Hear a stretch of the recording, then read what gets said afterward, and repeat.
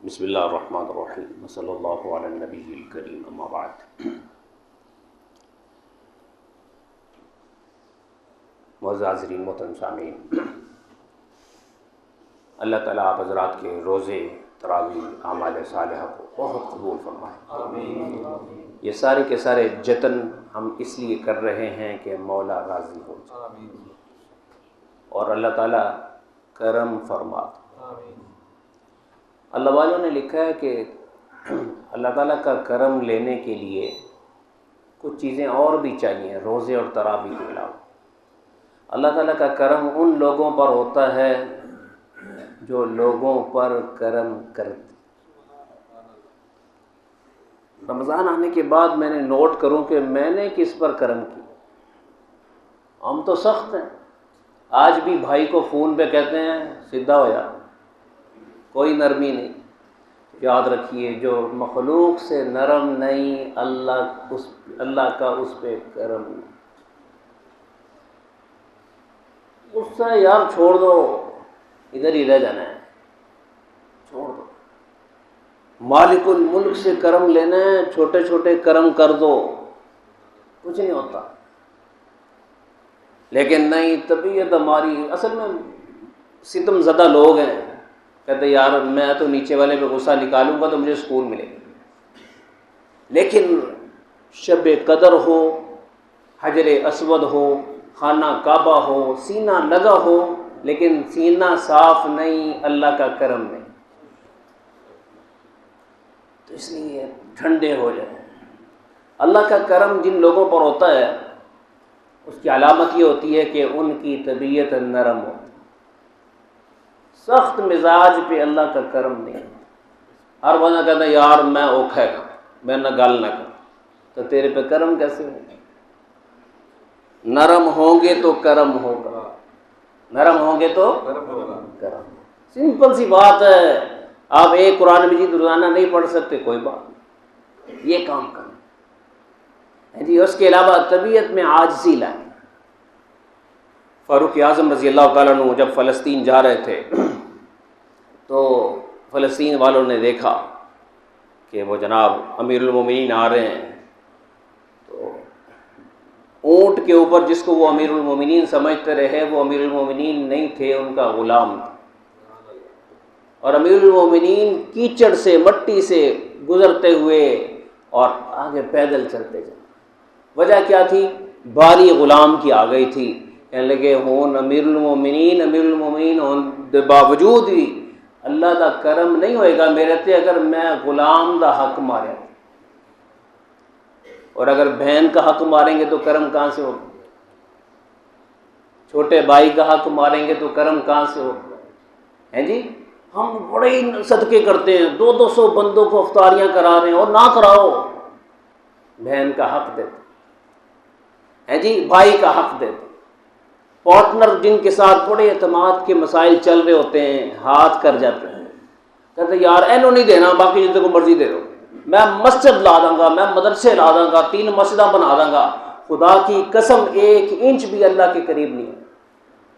چاہے آپ 100 مسجدیں بنا کے جائیں، اگر آپ نے اپنے چھوٹے بھائی کا، بہن کا، پارٹنر کا، ملازم کا، متحد کا، کمزور کا حق مارا ہے نا، جنت آپ کے لیے بنی نہیں۔ دایاں ہاتھ اعمال نامہ نہیں ملے گا ساتھیوں۔ میں ناراض نہیں کر رہا آپ کو، میں ریل بتا رہا ہوں، آگے مسئلے اور طرح کے ہیں۔ آپ کس چکر میں کون سی جنت لینا چاہ رہے ہیں؟ آپ کون سی جنت لینا چاہ رہے ہیں؟ رستے بند ہیں۔ وہ 10 محرم کو رستے نہیں بند ہوتے، وہ بند ہے بھائی، کوئی جنت شنت نہیں ہے۔ اگر آپ کی زندگی میں نرمی نہیں، آپ کی زندگی میں کرم نہیں، آپ کی زندگی میں معافی نہیں، رو رو کے مانگنے یا اللہ معاف کر دے، معاف کر دے، فرشتے ادو کہہ رہے ہیں اور تم ہی تو معاف کر، آپ تو گرم بیٹھے ہیں تو اللہ نے کہہ رہے ہیں معاف کر، تم بھی معاف کرو پھر اللہ معاف کرے گا، تم بھی۔ اچھا ہم کہتے ہیں یا اللہ احسان کر، احسان کر، احسان کر، اللہ کہتا تو بھی احسان کر۔ وَأَحْسِنُوا إِنَّ اللَّهَ يُحِبُّ الْمُحْسِنِينَ، میں احسان کرنے والوں کو میں پسند کرتا ہوں، معاف کرو، میں معاف کرنے والوں کو پسند کرتا ہوں۔ درگزر کرو، میں ان کو پسند کرتا ہوں۔ تو ساتھیو، رمضان آنے کے بعد طبیعت میں کتنی نرمی آئی چیک کیجیے، طبیعت میں کتنی رعایت آئی ہے ملازموں کی چیک کیجیے۔ کسی ملازم کا آپ نے کبھی کوئی تنخواہ کا کچھ دن کا حصہ مارا تو نہیں ہوا؟ دے دیں۔ بعض کہتے ہیں کہ جی ہم نے اپنی بہنوں کو بھائیوں کو بہت زیادہ ان کی خدمتیں کی ہوئی ہیں، اس کے عوض میں نے مال رکھ لیا۔ یاد رکھیے، آپ 1 ارب روپے کی خدمت آپ نے کی ہو، لیکن اگر آپ نے 10 روپے رکھے ہوں گے جنت نہیں ملے گی۔ خرب کی خدمت اور ہے، 10 روپے اس کا حق نہیں مار سکتے۔ پتہ نہیں ہم کس معاشرے میں جی رہے ہیں، ہم حق مار کر سکون ملتا ہے۔ دوستو نہیں، اس طرح 1 انچ بھی اللہ کے قریب نہیں ہو سکتا۔ میرے ساتھیوں، میرے دوستو، جو طاقتور ہیں وہ سنتے ہی نہیں کسی کی۔ اگر آپ روزانہ، اللہ آپ کو اتنا مال دے کہ آپ روزانہ عمرہ کریں اور آپ کو 100 سال زندگی ملے اور آپ کے سارے عمرے قبول بھی ہو جائیں، لیکن اگر کیس نکل آیا کہ آپ نے بہن کا یا بھائی کا یا ملازم کا یا متحد کا یا کمزور کا حق مارا ہے، سارے عمرے اس کو چلے جائیں گے، آپ کو تو کچھ بھی نہیں ملے۔ اس لیے اللہ تعالیٰ کے ہاں انصاف واقعی ہے۔ یہ دنیا ہے جہاں انصاف نہیں ہے، آخرت میں انصاف ہی انصاف ہے۔ بھول جائیں کہ اللہ کی نگری میں آپ صدقے دے کے پاس ہو جائیں خالی۔ صدقہ اس کے لیے ہے جس پر فرض لازم نہیں، جس کے فرض رہتے ہیں وہ صدقوں کے چکر میں نہ پڑے، بھلے فرض دے۔ ایسے ہی جن کے ذمے قضا نمازیں ہیں، معذرت کے ساتھ، وہ نفل نمازیں نہ پڑھا کریں۔ وہ قضا نمازیں پڑھیں، بڑا مشکل کام ہے بھائی۔ قضا نماز کا حساب بہت زیادہ ہو۔ آپ تہجد کی بجائے 2 رکعت نماز آخری جو میری زندگی کی فجر رہتی میں وہ پڑھوں، آخری ظہر، آخری عصر، آخری مغرب، آخری عشاء، یہ ایک ہی نیت بار بار ہوتی رہے گی تو ایٹومیٹک وہ آخری بنتی چلی جاتی ہیں۔ یا پہلی فجر، پہلی ظہر، پہلی عصر، اور یا اللہ میں اس وقت میں پڑھ رہا ہوں، اگرچہ قضا پڑھ رہا ہوں، تہجد کا ٹائم مجھے قضا نماز کی وجہ سے نہیں ملا، یا اللہ مجھے تو اپنے کرم سے تہجد کا ثواب دے، لیکن قضا نمازیں پڑھیں۔ اور زندگی میں کسی کی 40 سال کی بھی قضا ہوئی ہے نا، شروع کر دیں کہ اگلے رمضان تک میں ہر نماز کے ساتھ 1 نماز قضا پڑھوں گا، فجر کے ساتھ فجر، ظہر کے ساتھ ظہر، عصر کے ساتھ عصر، مغرب کے ساتھ مغرب، کے بعد مغرب پڑھ لے، عشاء کے ساتھ عشاء پڑھ لے، سرا کر لے۔ لیکن قضا نماز، ہمارے، میں حنفی حضرات کے لیے بات کر رہا ہوں، جو اہل حدیث حضرات ہیں وہ کہتے ہیں کہ یہ معافی ہے بھائی، ان کا مجھے وہ ان کی اپنی فقہ ہے، میں آپ حضرات سے بات کر رہا ہوں جو حنفی حضرات ہیں۔ ہمارے نزدیک توبہ سے گناہ معاف ہوتے ہیں، احکام معاف نہیں ہوتے۔ میری بات کو سمجھ رہے ہو شاید؟ آپ نے کسی کا 1 لاکھ روپے دینا ہے، آپ کہتے ہیں میں توبہ کر لیں، تو حکم تو اللہ تعالیٰ پورا نہیں کیتا تو معافی نہیں ملے گی، 1 لاکھ روپیہ واپس دینا پڑے گا۔ ایسے ہی کچھ فرائض ہیں جو اللہ تعالیٰ نے رکھے ہوئے ہیں، یہ دینے پڑیں گے۔ ہاں، گناہ آپ نے جو کیے وہ معاف ہو جائے، احکام معاف نہیں ہوتے، حقوق معاف نہیں ہوتے، وہ تو آپ کو دینے پڑتے ہیں۔ ہم نے آج کے نہیں توبہ کر لی، اس چیز کی توبہ نہیں۔ میرے دوستو ساتھیوں، وقت گزر رہا ہے۔ اعتکاف کا مقصد بھی یہی ہے کہ یا اللہ میں دھرنا دے رہا ہوں تیرے در پہ۔ اعتکاف کا ثواب حجوں کے برابر ہے، عمروں کے برابر ہے۔ اللہ تعالیٰ جہنم سے 3 خندق دور کر دیتے ہیں۔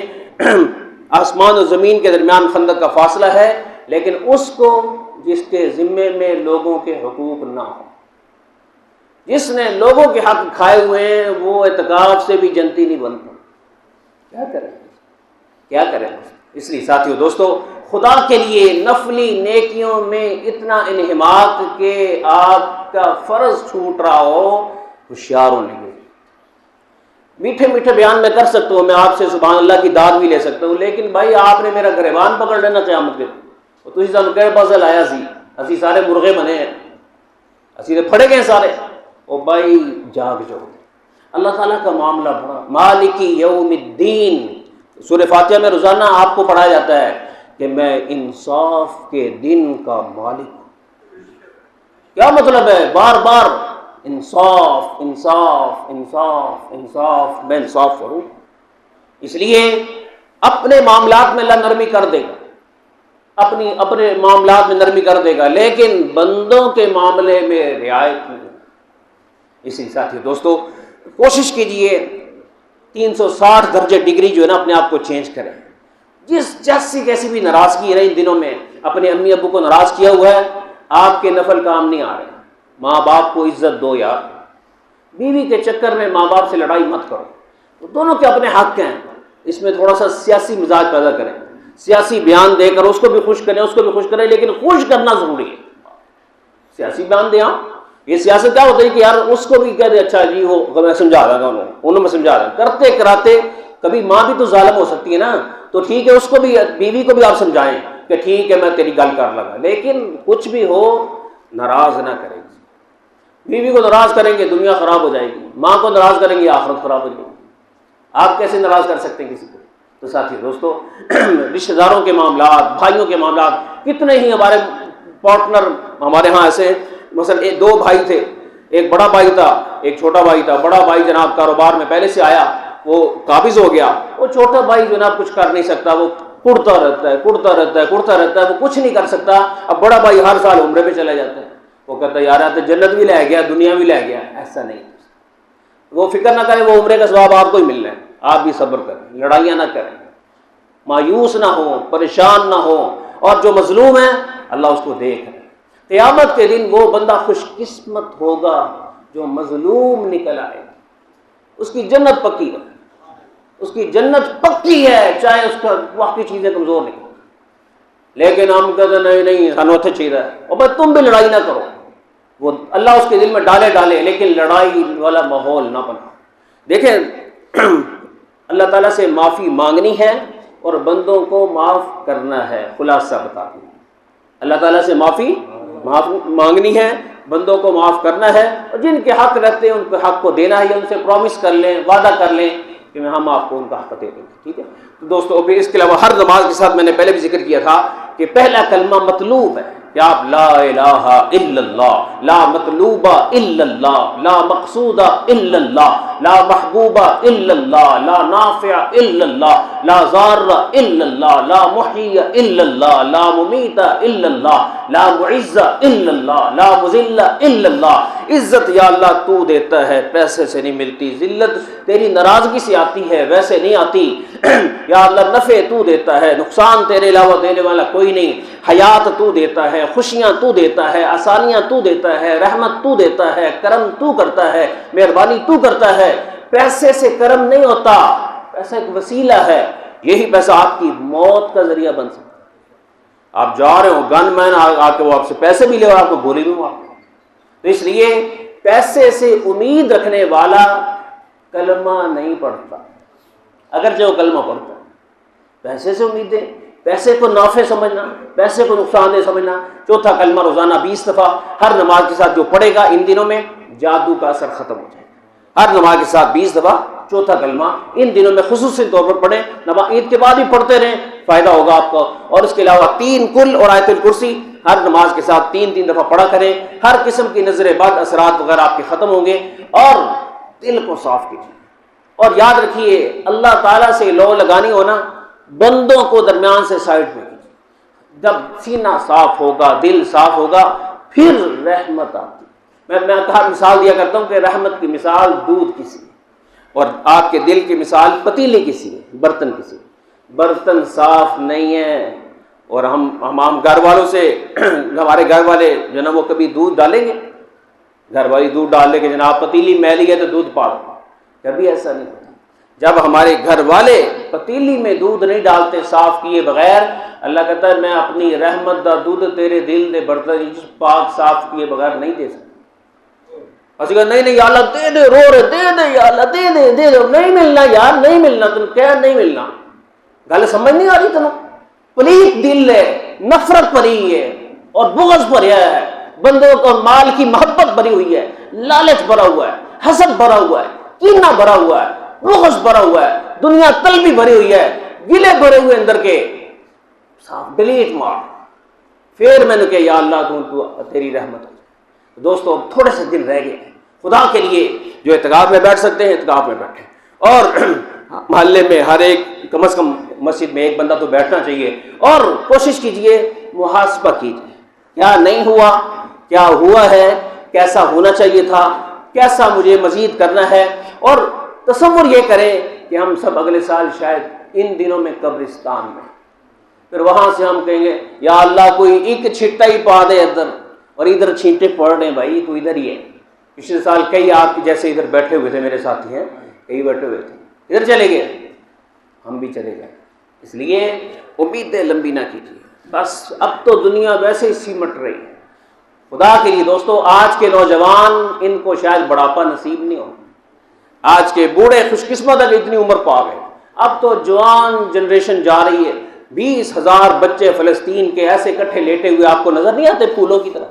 کیسی ان کی اٹکیلیاں، کیسی ان کی خوبصورتیاں، کیسے ان کے کلمے، کیسے ان کی آوازیں، کیسے ان کی نازک ادائیں، کیسے کفن کی چادر پہن کے لیٹ گئے ہیں۔ میرے اور آپ کے لیے پیغام فکر ہے۔ اللہ مجھے اور آپ کو توفیق عطا فرمائے۔ وآخر دعوانا الحمدللہ رب العالمین۔